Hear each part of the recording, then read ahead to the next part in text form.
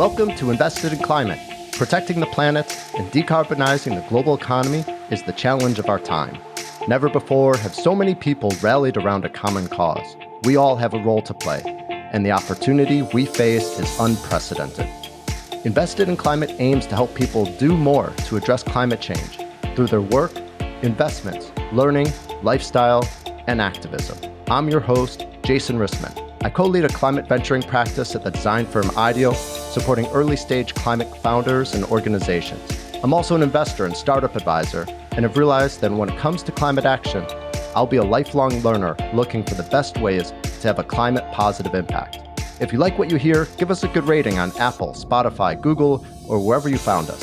Follow us on social, subscribe, and spread the word. Find episodes, sign up for updates, get in touch, and visualize your climate action at investedinclimate.com. Thanks for joining.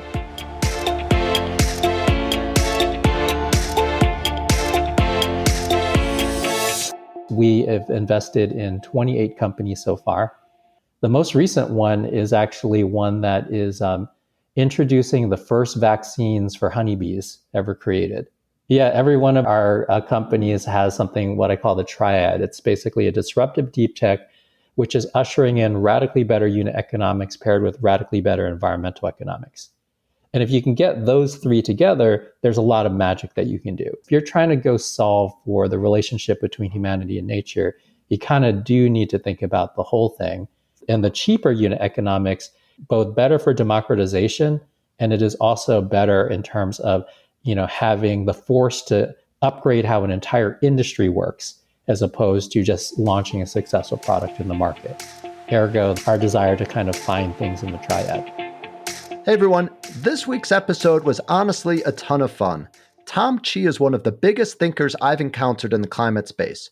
He was one of the founding members of GoogleX, leading teams that develop self-driving cars, Google Glass, high-altitude balloons that broadcast internet, and much, much more. He also helped build Microsoft Outlook and Yahoo Answers.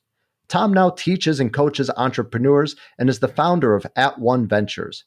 Tom's investment thesis is truly visionary, aspiring to not just reduce carbon emissions, but to create a net positive civilization where humans do more good than harm to nature. This conversation is really quite philosophical and we cover a lot of ground, but I'm already finding some practical applications for Tom's ideas. I hope you find this as provocative and useful as I did, so let's dive in. Here we go. Tom Chi, welcome to Invested in Climate. So great to have you here today with us. Yeah, great to be here. Where do I find you today? I just landed in Los Angeles like 15 minutes ago, so that's where I am, but I'm usually based in San Francisco. Great. And has your travel schedule picked back up to pre-COVID levels? I hope it never does, because I used to travel 5 or 6 times a month. So it's not there yet, but traveling is happening again. Okay. Well, I hope for you also to maintain a better balance and to carry with you some of what you've learned through COVID. Tom, there's so much that I want to talk about with you today. And I've been a fan and have learned alongside you or through you for many years. So excited for this chance to talk. I'm going to start this conversation in a way that's really different for me, as I know that you think really differently, and I want to tap into that. So it's a basic question, but let's treat it just as a catalyst for our conversation. Are you optimistic about the future of life on Earth? It's really just about timescale, because we do live on a planet that is highly conducive for life. Over the course of the macro arc of the planet, like over the course of a couple billion years, it has just been more and more complex and more action happening in terms of like what kind of life forms come up in this planet. As we get on to some of the smaller, and look, there's been mass extinctions too. There was like 5 mass extinctions ahead of this, and then there's a lot of minor extinctions if you get into it, where we might have lost 15% of global biodiversity, and then in the mass extinctions we might have lost 50% or 70%. I guess the worst one might have been as high as 90%. But like you look at all of that, but in the macro arc of all of that, then the planet has always bounced back with stronger biodiversity really every single time. So I think in that arc and the arc of hundreds of millions of years, then yes, I'm very optimistic that life will continue on this planet. I think as we get into some of the more local arcs, because any individual species on the planet, mammalian species typically last between 1 to 10 million years. We're one of those. And, I think there's a question of, number one, whether we'll even get to just the average zone of how long these species last. We're maybe not approaching this in such a way that will allow us to last for 10 million years. But that's really kind of the work. And when there is work to do, then I kind of put aside what optimism is. Well, I mean, when there's work to do, you can just get on to doing the work. Like optimism, a lot of times is a position that you take when there's not something that you can do directly, right? It's like, oh, I'm optimistic that my sports team is going to win. Well, I'm not going to do that directly, right? So like that's the right place for optimism. But if you're one of the people or in the larger group of people that are wanting or supporting, doing some things with your own hands, with your own mind to go and make a change here, then optimism is less important than efficacy. And it's realizing that you have that agency to switch from optimism to efficacy. Well, I mean, look, you need to be open, which is different than optimistic. You need to be open to the possibility that things could improve. But optimism almost like skips a step where it's like, oh, I think it's going to be fine. Versus openness is like, hey, I'm open that it could be improved, but honestly, a lot of things are very sucky right now. One might look at that and say, oh, very pessimistic. It's like, no. Just like open and moving into efficacy. That's the vibe. Fantastic. Tom, to understand your point of view and really understand where you're coming from, the work that you're doing and how it's informing your view, if you don't mind, I'm going to borrow from something that you said in a talk. And as I mentioned, I'm a fan. I've watched a bunch of your talks and they're fantastic. I highly recommend them for our listeners. You can find them at tomchi.com or on the @One Ventures website, and I'll include links to those in the show notes. But I might pull from your talks throughout our conversation as they really sparked a lot of curiosity for me. What you said was that rather than chase success, perhaps we should fall in love with our medium enough to paint a masterpiece. And so as we try to learn about where your perspective is coming from, I'd love to hear, what is your medium and what's the masterpiece that you're working on? Yeah, so I have a couple different media, just like, like in the creative arts, I'm a musician, I do visual art as well, little things like that. In my regular work, then, my medium is cognition and basically this kind of interfacing with the physical world. Like that could be through engineering, design, all that sort of thing, but like using kind of the foundations of the physical world as part of your input design constraint. And I think of the two, like the second one's easier to understand because there's all these disciplines like engineering and design, both of which I have some formal training in, where people kind of expect, that of course that's what that is. But cognition as a medium is something that people are a little bit less familiar with. And what cognition as a medium is if you understand that the ways that people use their minds are obviously lots of diversity, but as you look at that diversity, you can dig in a little bit and you can start to see styles, if you will. And you can also start to see a terrain across all the different styles of cognition. And as you start to get a sense of the terrain across all these styles of cognition, it's basically building the palette of what you're able to go work with in terms of how one uses cognition as a conscious tool, as opposed to kind of be a victim of their cognition. So there is kind of this concept from Buddhism, which is you are not your thoughts. And this is basically to have people back away from the cliff where it's like, oh, I'm anxious all the time. I'm an anxious person. And it's like, well, is that exactly right? You're not your thoughts. You should back away from it a little bit. I'm not saying you're not feeling anxiety. I'm not saying you're not feeling depression. I'm not saying that you're not feeling whatever you're saying you're feeling. You are. First, that Buddhist sensibility is like, well, back away from it a little bit. You are not those thoughts. There's a fundamental you that is beyond just being an anxious person, right? There's certainly other facets to you beyond that. And to me, that's like the half step in the direction, and that's very useful to opening the possibility. But it doesn't get you into the zone of cognition as a medium yet.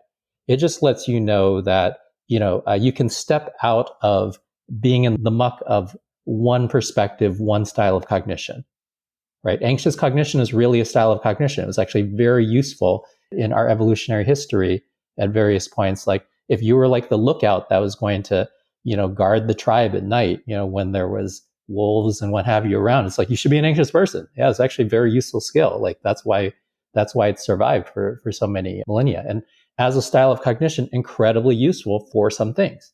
But if you can kind of step back from that and not make it a permanent personality trait, and you understand, well, that's just a style of cognition that I practice from time to time. And just like any style of anything, some people are better at it and some people are worse at it. And I happen to be really good at what people call anxiety, but really what it is a type of vigilance. So I'm really good at vigilance, and there's a type of cognition that's extremely useful for some specific tasks in life, but not all the tasks. So when you understand that you are not your thoughts, you get a little bit of distance, and that allows you to kind of turn in the direction of the active intentional usage of various styles of cognition, including what we call anxiety, or, what you might replace with the word of vigilance, including vigilance as an actively useful tool that you are going to kind of shape your cognition into based on the situation. And that's where things start to get really interesting, because ahead of this, people kind of have a lot of pitfalls. One is that they're so immersed in it that they don't understand that they're not their thoughts. That's obvious. Another, and we already talked about that one. Another one is having a set of them that you do so often that you kind of lock in as a permanent identity or personality, where it's like, well, I'm this type of person, not that type of person. I'm this type of person, not that type of person. If that's working for you for the things that you do day to day, that's great. But sometimes what that also has happened is that there are all these opportunities for you to go learn new styles of cognition or apply new styles of cognition to be able to solve problems you've never been able to solve before. And then you look at that and you say, that's not my personality. I'm not that type of person. And therefore, I will never be able to use the kind of cognition, that would be required to solve that problem. And once again, that's like an over-identification with what it is there. So instead of being immersed in one and feeling victimized by one, maybe you have like three, attributes of your personality per se. If I were to adopt that frame, I might say, I'm a creative person, I'm a technical person, I'm a whatever. And then if something was not those things, then I'd say, well, that's not my personality. I can't really get into it. That's a little bit more open, but it's not really open. When you really open the doors and you understand there's as many styles of cognition as there are styles of music, for example, and that you might be able to enjoy many styles of music and they're appropriate for different situations, then man, the world gets pretty amazing at that point. I'd love to connect this to the work that you're doing around climate change. And if I understand, I believe that you're using your cognition and your vigilance and really using it to craft a vision of a better future. Yeah, I mean, actually, part of the reason that my firm approaches the problem the way that we do, really spent some time with the types of cognition that we're applying to climate right now. And I was like, oh, wrong cognition, wrong tool for the job. Right. So there is kind of the inconvenient truth, Al Gore camp of things where it's like, I'm going to, scared straight. It's like, I'm going to wake you up by scaring you. And it's like, okay. That is a style of cognition that you can bring to a problem. And if you weren't aware at all, if you were asleep and now you're awake, then maybe there's some utility to that. So I do think that there's a point in history where there was some utility to that. But to the extent that it's like, you have a style that generates a lot of fear, that generates a lot of anxiety, then you start operating a lot more out of the amygdala, which leads to fight, flight, freeze. And when I look at this, there are some people that like saw the climate challenge. It's like, I'm ready to fight. Let's step up, right? But there's also a bunch of people that, flight, where it's like, oh, I'm a denier. I don't even believe this thing. It doesn't exist. Right? That's one way of mentally fleeing from the thing. And then freezing, I'm sure you've heard of people, freezing where it's like, oh, there's nothing that we can do. I'm frozen, right? I'm stuck in place. So we're getting like amygdala level responses at the societal level because we've taken a particular style of cognition to the problem to start. And that was one style of cognition that we approached. There's another style of cognition that we took to the problem, which was kind of let's just get enough people together. And if we can vote for the right leaders, then those leaders are going to, solve all of our problems. And, there's some extent to which policy can make a difference, but there are some extents to which, like actual practical design, engineering, operations, all these other skills need to come to bear. And just because somebody, signs something on a piece of paper, that doesn't necessarily do it. And also you can have a situation where, Obama administration, they protected the Tongass forest. And then under Trump, they basically completely opened it up for logging and drilling. And then under Biden, I think still a little bit TBD. I hope they, re-protect it. You see that style of cognition has got this risk that comes with it as well, where if everything is about mobilization toward voting in order to go drive, political awareness and policy changes, then you're still missing a lot of the picture of what is required to actually solve the practical problems on the ground for climate. If you take like a style of cognition lens and you analyze what we had been doing in climate, I was like, well, there's a lot of holes here. This is not a complete picture. Now, I'm not saying that none of these other styles are completely useless. They're not. Like, if you were asleep, then you could wake up. That's great. If we're not passing any good policy, then this could help us pass some good policy. But this is like an incomplete way to go address the problem. And given the magnitude of the problem, it's like, oh, we need to bring the full set of tools to bear. I love the idea of a complete set of tools and a complete way to solve the problem. I talk to climate investors all the time. They're driven by investment theses around the types of unprecedented business opportunities created by the need to respond to climate change. And what I've learned about At One Ventures really stands out, that you're driven by a bold aspiration of creating what you're calling a net positive civilization. Tell us what that means. Yeah, so it turns out that the reason that this planet is so conducive to life, and this is a observation that was, widely popularized by Janine Benes of kind of biomimicry. She launched the Biomimicry Institute and founded it, and that's what most people know her for. But she has a phrase which is, life improves the conditions for other life, right? And if you look at basically any organism on the planet, you'll have these soil microbes, which actually make it easier for other, organisms in the soil to get access to nutrients. You're going to have the plants, which are basically collecting solar energy and then creating the energy source for the entire ecosystem around them. You're going to have, so really every organism on the planet is doing something where its actual contribution to the planet is a net positive. In the process of existing, it basically creates a net positive in various ways that then enriches all the other aspects of the ecosystem. And this is why like a healthy ecosystem actually has the most possible organisms there. It's not one of these things, like in economics where it's like, oh, this was a natural monopoly. So if you keep going, of course, there's almost no competitors after a couple of decades of this industry, right? Like we don't design our economy in a way that is as nuanced and sophisticated or robust. This is why we have so many economic crashes as an ecosystem.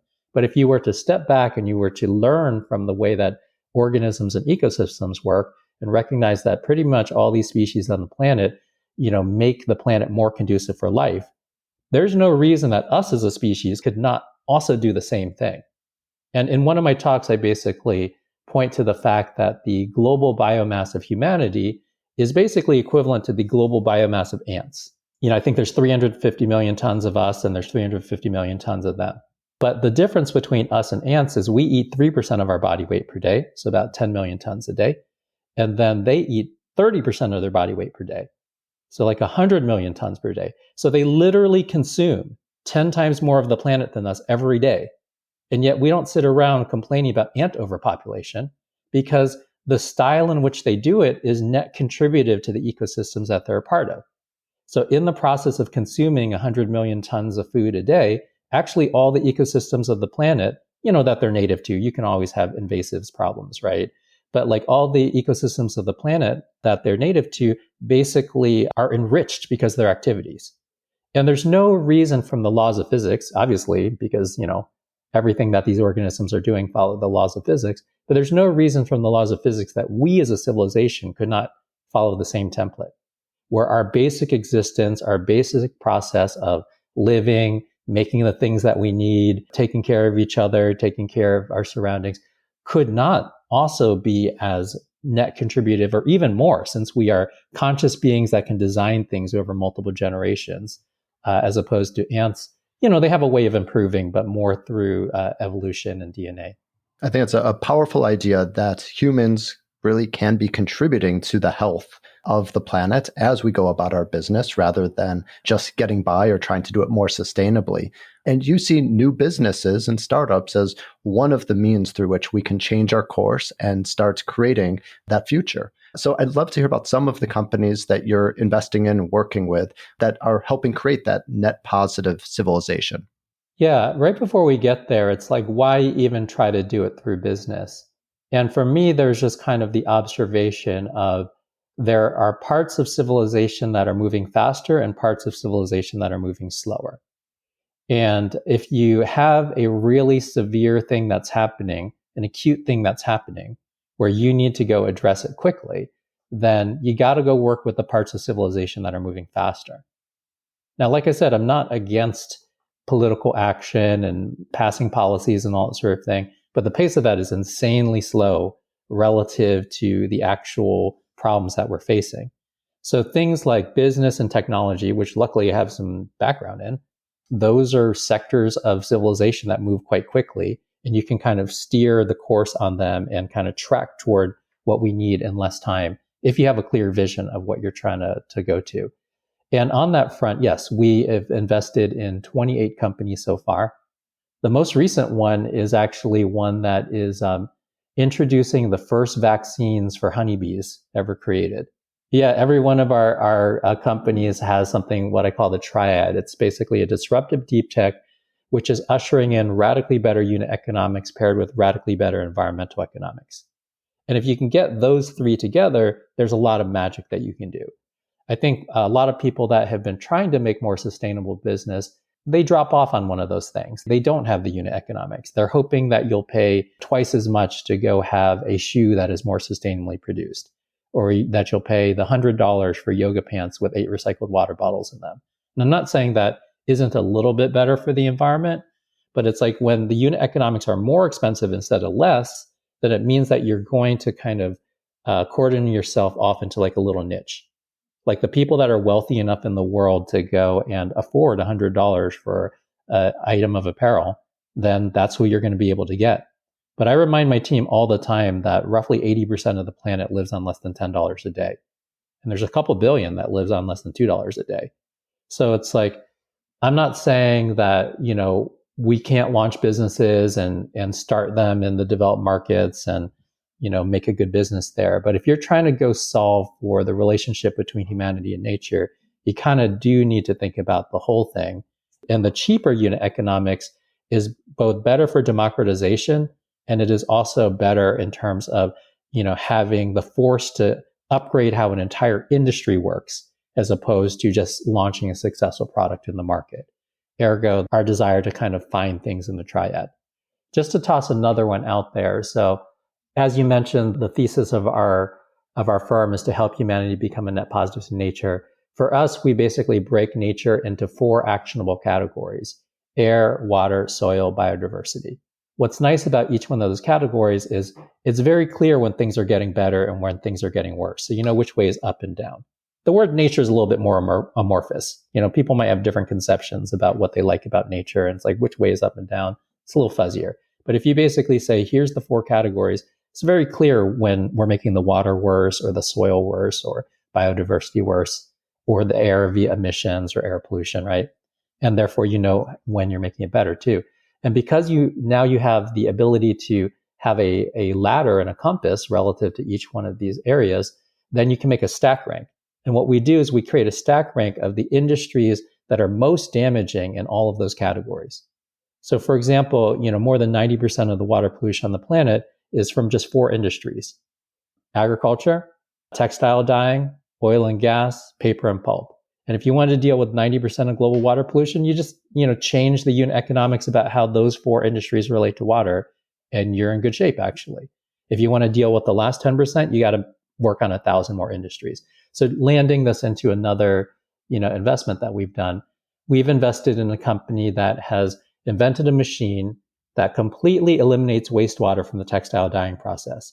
So that would go from second largest water polluter in the planet, down to 0. So that's a nice ecological benefit. But on the unit economics side, their unit economics are 2.5 to 3 times cheaper. So instead of costing 28 to 35 cents to go dye, it costs 9 to 15 cents to go dye that same length of fabric. And something like that has got so much motivating force. I actually don't need to go convince you to be a more conscious consumer. Even the people at the industrial level will be like, oh my God, they across the street, their dye shop only costs 10 cents. We're over here at 32 cents. We're going to go out of business if we don't adopt what they're doing. And it's like, perfect. Because when you adopt what they're doing, you're also going to get rid of all your water pollution.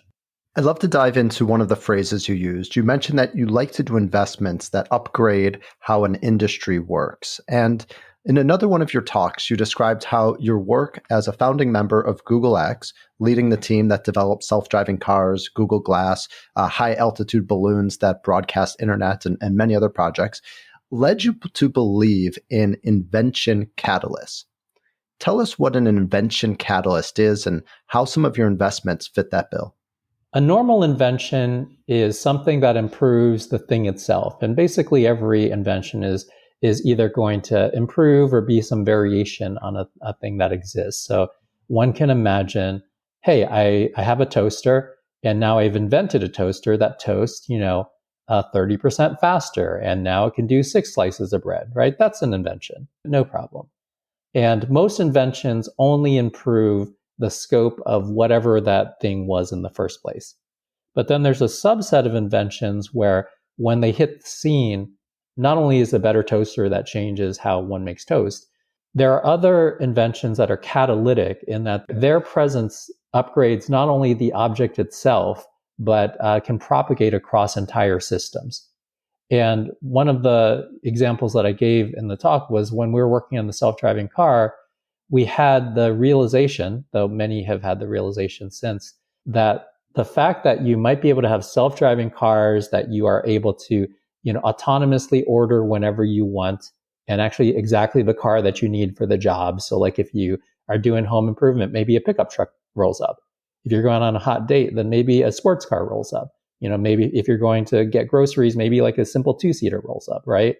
And it's like, so, you could imagine a world where you have way better transportation utility. You could choose to own a car or not, actually becomes way more optional than before. And the main metric that changes in the presence of the invention of a self-driving car is utilization of cars as an asset. So when you look at, average utilization of all the cars on the planet, it's between 4 to 5%, which means the people that own cars, and I think everybody can attest to this themselves, that owns a car, 95% of your life, you're not in the car. You're not driving the car, unless your actual job is to drive a car all the time, right? So like most people that own cars where their job is not to drive a car, 95% of the time it's an unused asset. And think about all the embodied carbon, think about all the resources, think about all these sorts of things, and a thing that doesn't even get used. If you can make a self-driving car, you could imagine a world where way fewer people own cars. And actually we have fewer cars overall, but each one of those cars is utilized more like 40% instead of 4%. And that means, one car could serve 10 times as much transportation utility. And because of it, you might be able to have way fewer cars. Now, would you have 10x fewer cars? No, it depends on how many people concurrently want to use cars as transportation. But we estimated from pretty good statistical models that you could bring the number of cars down on the planet by 70 to 80% and still have equal or better transportation utility to today. And when one imagines how catalytic it would be to be able to do that change, imagine New York City with 80% fewer cars, right? Imagine any place. So much space. Right. And we actually used to joke back in 2011, we used to joke that once this tech, got finished and popularized and it started to have its catalytic effect, we would go around to all the cities of the world, to all the signs that said parking lot, and just erase the trailing letters and just leave the word park. Because there's so many cities, like in typical cities, 15, maybe up to 30%, depending on how your city's laid out, is dedicated to parking space, in terms of the actual just, available space in the city.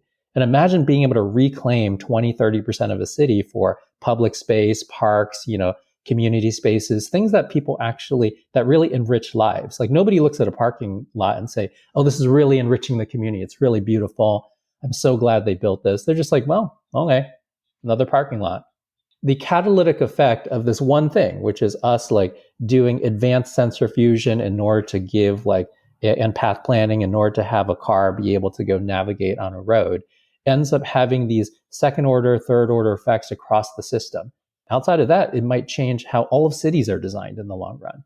You'll be probably excited to hear that in a recent episode, I spoke with Anand, the founder of Halo Car, who's leveraging some of that thinking too around let's activate cars rather than let them be parked and let's reduce the numbers. Really great conversation with him. Yeah, he's great. Tom, a couple of your investments caught my eye, particularly because of their creativity and really the elegance of their design. I wonder if you could tell us a bit about them. Cruz Foam is one, and Simplifyber. Yeah. Tell us about those and what made you excited about them. So yeah, we're producing somewhere between 350 to 400 million tons of plastic per year and generating a huge amount of waste. Like the great majority of that, more than 80% of that is like waste within 1 year. So yeah, we're making a muck of things. And when we're looking at the plastic waste problem, our first thought, my hope when I started digging into the problem was like, well, I hope it's like a Pareto situation where there's just like one type of plastic, like one foundational monomer, which is like most of the waste. And then, the other types are kind of minor. Broadly speaking, there's like 7 major types of plastic. And when I actually looked up, their contribution to the waste stream, 100 divided by 7 is like roughly 14 per category, right? And it turned out that they were almost perfectly evenly divided. It was like, this is 12% of the waste stream, this is 16%, this is 15%. I was like, oh my God, we're going to need to solve all of them. So this includes, polypropylene, polyethylene, polystyrene, vinyl, PET, whatever. Doesn't matter. There's 7. Yeah, polyurethane. Okay, I will stop. And what it means is you got to dig into each one of those. What Cruz Foam has done is they are a very good swing against all of polystyrene and polyurethane foam, right? And basically what they have created is a material that is a type of foam, but it is completely earth compatible, completely earth digestible. If you were to make, styrofoam packing using this stuff, you could toss it in the ocean, it becomes ocean within a couple of weeks. You could toss it in the dirt, it becomes dirt within a couple of weeks with no technical recycling. You don't need to like shred it up. You don't need to heat it up. You don't need to do anything to prepare for it to simply biodegrade. It's safe enough that you can eat it. And if a turtle were to eat it, then nothing happens. It just digests it. Now, how is this possible? Well, it turns out that nature also created polymers, and they're called biopolymers, for obvious reasons. And we basically discovered that if you can go leverage the biopolymers that nature is already making, and then transform them to the forms that we need using relatively limited heat chemistry, then you can go beat the unit economics of petrochemical plastics. The weakness in petrochemical plastics is all of them typically require extremely high process heat in order to go crack molecules and then, ahead of reducing them to monomer. I can get into some very long technical thing about it, but don't worry about it so much. It is, I'll just suffice it to say that typically when you're cracking these molecules, you're needing to go apply 1,000 degrees C, 1,500 degrees C of heat. And that ends up using a lot of energy and making your OpEx costs, substantial around energy. Now, the feedstock cost for petrochemical plastics, that's why they've stuck around for so long, because it's zero. Because what people often don't know is that the petrochemical industry just used to be called, the petrol industry. It became the petrochemical industry because they had all this extra residual from the oil and gas refining process. And they hired a bunch of chemical engineers to say like, hey, look, we got tons of this residual every single time we refine that. Can you do something with it? And that's where, the kind of plastics industries and other, petrochemical chemicals, basically were birthed from that incentive. Now, because of it, it means that the pure feedstock, at least as long as we're in a world that still uses a lot of oil and gas, right? Though mostly oil between those two. But like, as long as we're in a world that uses a lot of that, then there's going to be an infinite amount of this feedstock to make more plastics than the planet can really deal with. And if that feedstock costs nothing, that's why it's been so difficult for other folks to go compete and get those better unit economics. So what it means, okay, I'll just say this one other thing, and I think the entire picture should come together. When you're trying to understand the unit economics of anything, there's typically 3 major drivers: feedstock, processing, and transport logistics. So feedstock is what's the stuff that you put into it to be able to work with. Processing is what's the energy that you need to use? What did you need to physically do to it to transform it from the feedstock into the form you want to use? And transport logistics is how did you get all the ingredients to the right place and how did you ship the end thing to the right place? Now, around transport and logistics, whether you use biopolymers or whether you use a petrochemical approach, that's about the same. You just need to you centralize production someplace and you ship stuff to places. So that washes out. Those unit economics are basically the same. But because in the petrochemical industry, the feedstock cost has been zero, it means that, effectively zero. It's pennies kind of cost. That means any new competitor that is trying to dethrone any of these plastics need to have their feedstock plus processing be cheaper than just the processing cost of petrochemical plastics. Luckily, petrochemical plastics do require a lot of heat to go crack those molecules. And because of it, there is some room in there. But you can't just do it with anything. You need to go find something that is widely available that, has got polymer-like properties. So largest biopolymer on the planet is cellulose, which is what Simplifyber uses. Second largest, a polymer on the planet is chitin, and that is what Cruz foam uses. So we've picked extremely available biopolymers. The heat processing on it is minimal. So our heat processing, a lot of it's happening below the boiling temperature of water, below 100 C. So that's way less expensive. And then the stuff that's over 100 C is not much over 100 C, like 150 C. And because of that, you can get actually better unit economics on new plastics. Now, we will never displace the plastics of the world until we actually beat those unit economics or we just fully outlaw them. But, the reason that we haven't been able to fully outlaw them is they're so usefully expressive. They can do so many things in the product realm, and we don't have a lot of materials that can replace them. But to the extent that we can create biopolymers that are fully earth compatible, earth digestible, any ecosystem can reclaim them without really any fuss or mess, and we can get those unit economics cheaper than petrochemical plastics, then you have the formula to actually finally start knocking down the source of these problems. Just to give listeners a really clear sense of where do you find biopolymers? And so you mentioned that Simplifyber uses cellulose, Cruz foam uses chitin. Oh yeah, so let me go describe it. Every plant that you've ever seen is made of cellulose. Depending on the plant, it'll also have hemicellulose and lignin, though some plants don't have any lignin, like kelp, for example, has no lignin. So plant-based plastics, we've seen plant-based straws and different things. So that's what that is. Any green plant has got a bunch of cellulose in it. Any insect you've ever seen has got a bunch of chitin in it. The shell of an insect is chitin. So basically what that also means is any ecosystem that has been able to successfully biodegrade a plant or an insect can receive things like this. Ergo, the stuff that Cruz foam or Simplifyber makes is fine to biodegrade in any setting that has ever biodegraded a plant or an insect, which is kind of every spot on the planet. Fantastic. Tom, one of the other impacts that you've talked about of invention catalysts is that it can help reshape our beliefs about what's possible so that we can drive rapid transformation. And that's a really powerful idea. You've spoken about the need for invention catalysts to also awaken global consciousness about the fact that we have the world we have because we think the way we do.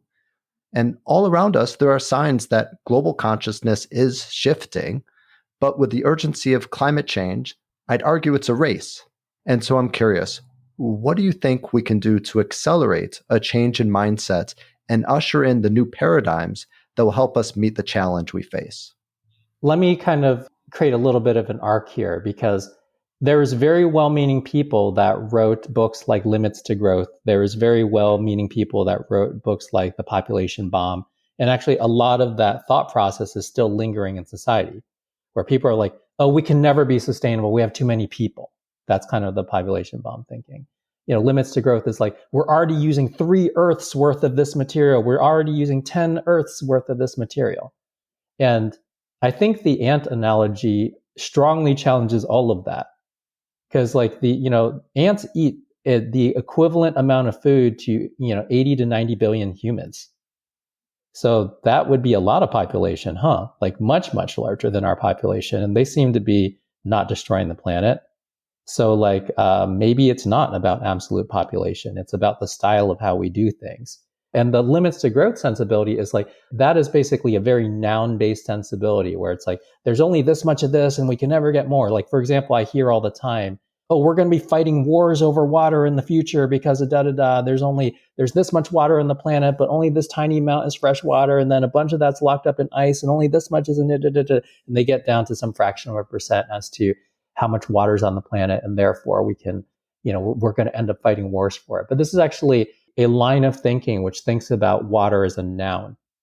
And if you actually think about water as a verb, then what's actually going to happen on a warming planet is the source of all, the great majority of rain on the planet in terms of the moisture in the atmosphere that becomes rain is evaporation off of the ocean.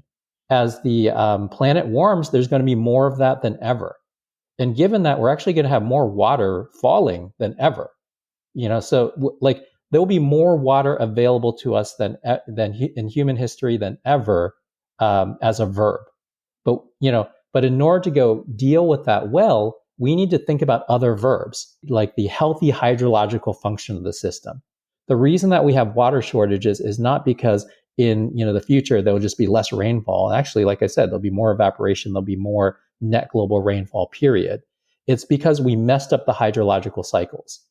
We have made a muck of surface hydrology, ground hydrology, atmospheric hydrology, and we haven't thought about it in a verb sense. We've thought about it as nouns that we can enclose.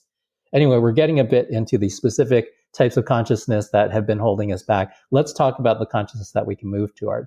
So one of the examples that I gave in my talk, I was in Ecuador in 2018 when they were celebrating the 10-year anniversary of the rights of nature being added to their constitution. And you can look it up online, what they added to the Constitution. It's like a couple paragraphs. It might be like 15 sentences worth of text. But in that 15 sentences worth of text, they basically go and describe, a river should have the right to flow. A forest should have the right to go restore itself. And we should treat that right just like we might treat any other human right. What was compelling was, now look, that's a nice set of words to write into a constitution. And they wrote it during a time period where it was a kind of a crisis mode. Their economy had kind of collapsed. They actually reorganized the economy around the US dollar. So if you ever go to Ecuador, you can use US dollars. Ta-da, that is their currency. And then they rewrote the constitution. Those are nice words, but what had been really compelling is that in the 10 years since those nice words were written, a lot of those words got tested in a court of law. And nature won a bunch of cases. And that case law now starts to go affect how everything else, happens inside of that country. Now, at the end of the day, that's a very minor shift, right? It's like 15 sentences. It's not that much. But put in the right spot and then played through people's consciousness, through the courts, through, things that came up as people said, well, now if we're thinking about it this way now, how would we parse this differently? Because in the old days, I would just, give you the right to do this type of deforestation, or I would sign off the lease for you to do so-and-so, and you go to town. Oh, you're going to dam that river, you're going to divert so-and-so, you're going to use most of the water for a mine site. Okay, well, you signed the contract, it's all legally fine. But people didn't see that as a type of consciousness. That is a type of consciousness. That's an enclosure, contract-driven type of consciousness where organizations or people are able to go own things that are in the commons and in a way that are not necessarily going to be supportive of anybody else in the commons. And that's a way to do it. But the rights of nature is also a way to do it. And once again, kind of going back to these perspectives, this enables a style of cognition. And that style of cognition allows you to show up in a court of law and defend a river. Right? It allows you to start thinking about the river as something that is a verb that needs to keep flowing in a healthy way, as opposed to a noun where I'm going to break it up into acre feet that I can sell away, or I'm going to break it up into a segment that this industry is going to have access to this real estate. And as long as they, pollute within these limits, then everything is okay. There is a beautiful philosophical aspect to it. And, as one really kind of digs into the potential ideas philosophically around it, then there's lots of beautiful conversations to have. But I really get jazzed by the moment where that stuff intersects with practice. Because like I said, that could have been a total fail. They could have added that to the Constitution, and whenever it got tested in a court of law, nature could have lost over and over. But like when they actually put it in there and it got formed into practice, and you could start to see how it began to shift how people were behaving as business, as subsequent policy, as whatever, then it's like you can see how a little nucleus of alternative cognition, alternative consciousness starts to go and germinate and blossom into something that is potentially quite compelling for the way that we, live together in a civilization.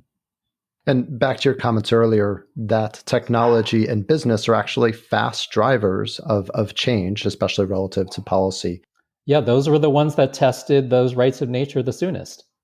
And also perhaps are accelerating the new paradigms, the new mindsets that we need for a more sustainable future. They don't do them de facto, which is also another consciousness error that we made, because ever since we got into like the neoliberal style of capitalism, and actually there was laissez-faire capitalism, 100 years prior, whatever. There's a couple points where we kept being drawn into this idea that like the market itself was going to be intrinsically moral, that the invisible hand would lift all the boats. And because when you say it's lifting all the boats, then that's basically saying, oh, it's doing something that's intrinsically moral. Like the existence of the market is going to go help everybody, right? And that's just not true, right? Like it turns out that completely unregulated markets don't always help everybody. Sometimes they help people, occasionally get lucky and it helps all the people, but most of the time it does not help all of the people. And what that means is instead of thinking about capitalism as an ideology, which is what it became, like in the later 20th century and throughout a lot of the 20th century, it's like capitalism versus communism. It's like the big fight for the planet, an ideological fight. And it's like, okay, it's not even an ideology, really. Like if you make it into an ideology or you make it into I think people treat it more like a religion because they almost looked to it for moral guidance, right? But if you treat it as an ideology or religion, you have failed it, right? Like that's not what it is. It's a tool. And like for me, capitalism is a tool that you could replace capitalism with the word makes efficient. And you can make terrible things efficient and you can make beautiful things efficient. But there is like a moral core that you need to bring to the table in order to go decide what you're going to use it on, right? Like a hammer is a tool, and you can use a hammer to bash people's heads in. And you can also use a hammer to go build homes for people. And it's like, okay, a tool is a tool. Like you don't want to worship the hammer and then have it be your ideology the way that a lot of folks, in some parts of the political space kind of worship capitalism and say like anything that impedes the free market, only the free market knows best. And it's like, no, man, that's you abdicating your moral responsibility. And for us to be a civilization, we should have more conversations about what kind of civilization we want to build together. We should not just be rolling the dice that like, if we worship enough hammers, then suddenly everything is going to end up with housing for everybody. It might end up with a bunch of heads bashed in. And right now we're getting the mixture of both. Well, perhaps to borrow your language, perhaps capitalism needs to become a verb, and we need to be really thoughtful of what are the adverbs? How do we use it? How do we use that tool? Yeah, another metaphor that I've applied to it is almost like you can almost think about the state that we're in, and many people have referred to it as such, as late stage capitalism. We've been doing capitalism a particular way for a while, and it's obviously getting on its last legs.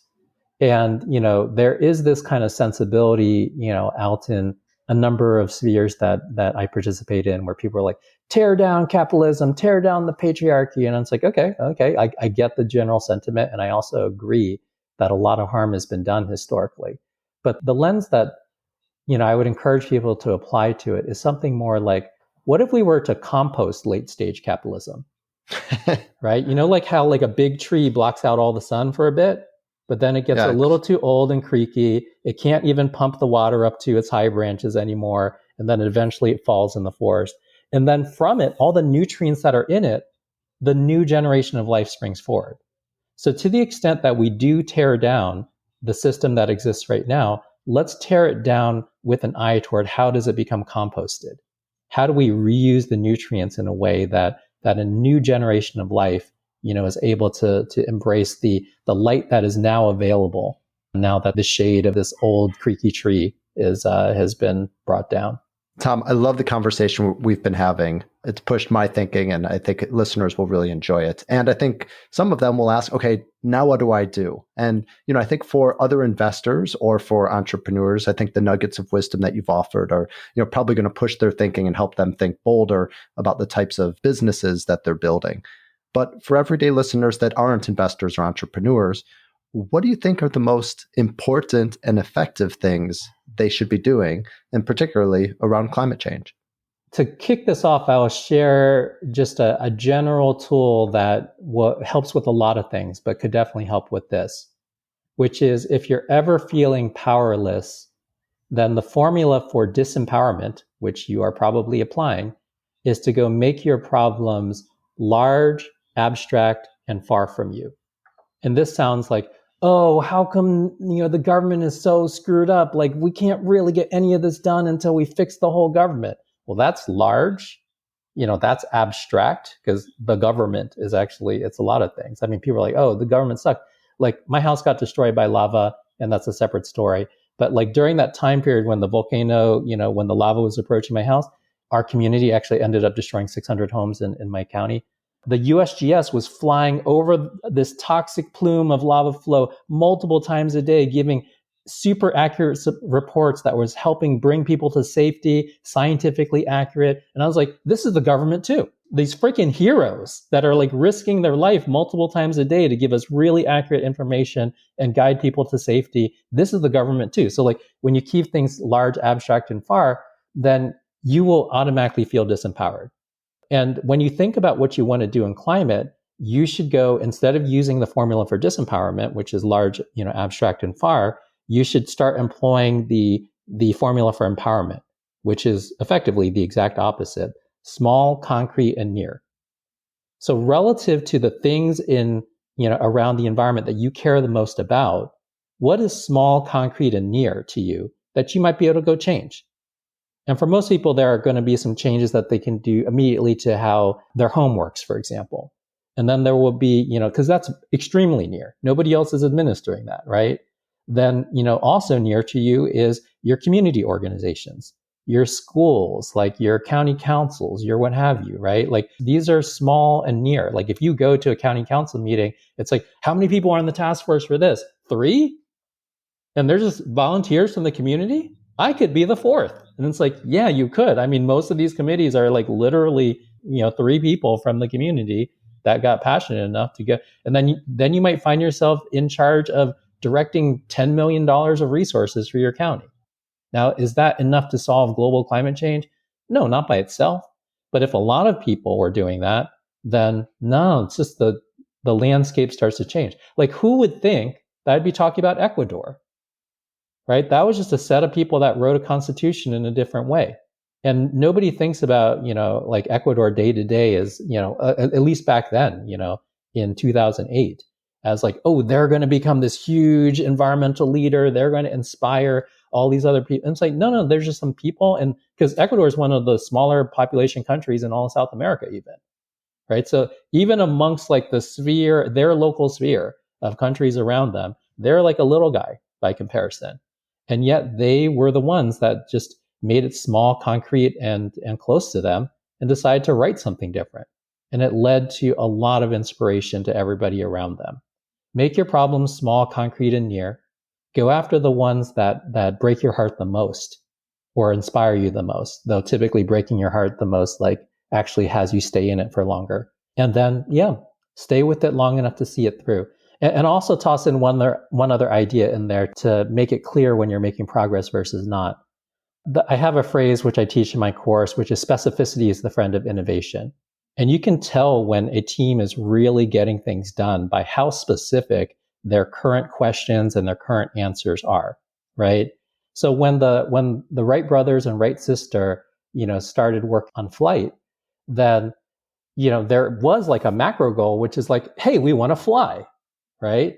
But like once they actually got into it, it got real specific. It became about gearing ratios. It became about, the profile of wings. It became about material selection. It became about understanding, lift to the extent that we could understand it back then. It became, they discovered, for example, that you need 3 degrees of freedom. You need pitch, roll, and yaw in order to go make it happen.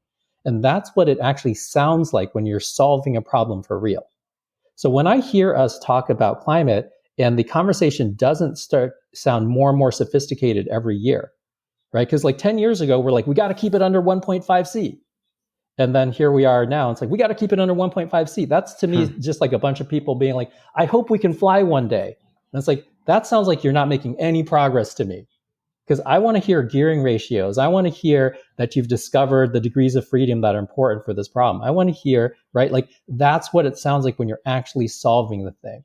So as much as like, everybody's like, oh, well, I got to go to Davos and like, influence them, or I got to go to the UN and influence them. It's like, I don't know, man, the conversation still sounds like, I hope we fly one day.